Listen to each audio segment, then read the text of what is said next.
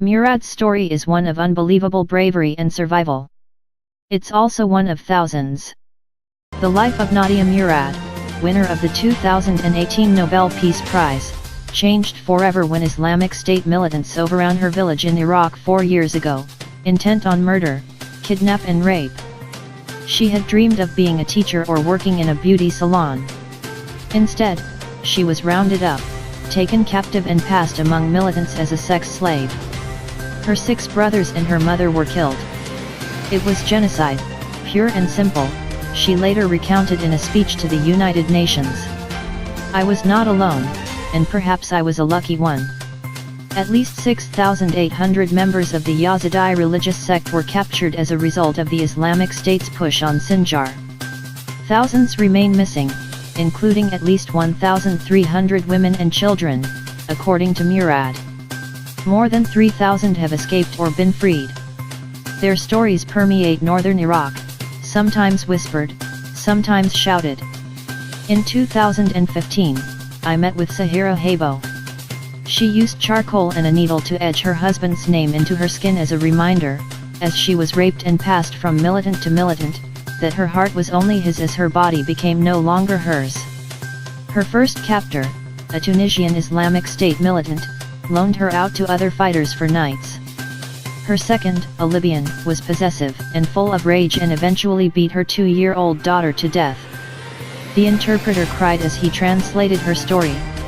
It is for women such as Habo that Murad has raised her voice, choosing to speak out while battling her own trauma.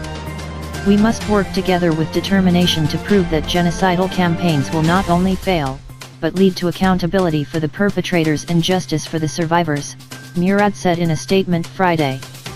The Islamic State's brutality was already well documented by the summer of 2014. The group was notorious for its brutal executions, which it filmed and distributed online in slickly edited videos. A few months before closing in on Sinjar, they had retaken Mosul, one of Iraq's largest cities, and the initial capture of the tiny villages clustered in the mountainous area drew limited international attention. Copyright Alice Martins for The Washington Post/Sahira sits in the tent she shares with her children at a camp for internally displaced people outside Duhok, Iraq, on November 15, 2015. She was captured by Islamic State militants and kept as a slave for several months. Kurdish forces, who had been tasked with protecting the area, withdrew with little resistance, leaving tens of thousands of Yazidis to their fate. The militants considered members of the sect, which has roots in Zoroastrianism, to be apostates. As Islamic State fighters made their way from village to village in their pickup trucks, tens of thousands of Yazidis fled to the hills of Mount Sinjar. Those who were stuck on the mountain would call day and night. The calls were desperate: send planes, send airstrikes, send supplies. Why was no one helping them? Men who stayed behind had been killed, their women kidnapped, they told the outside world. Islamic State Humvees were approaching. Send help, send help.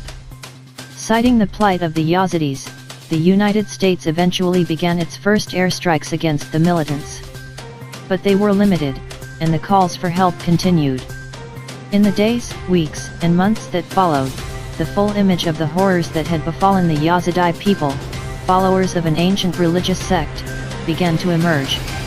Even for a group that had shown itself to be so lacking in humanity, reports about Islamic State atrocities were hard to fathom. Habo, who was 27 at the time, was first held at a chicken farm. She tried to believe that the shooting she heard outside was not the male members of her family being killed.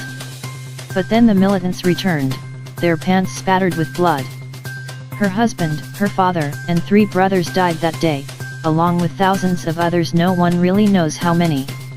Around 70 mass graves have been found, according to Kurdistan's regional government.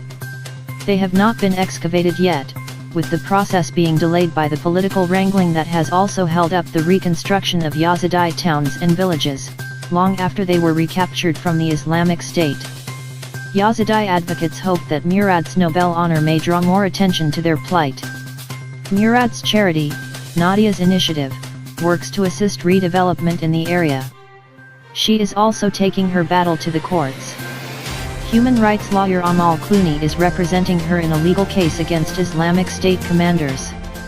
Habo has little hope that her tormentors will get their reckoning, in this life at least.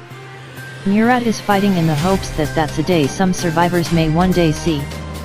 MW News. Please subscribe my channel.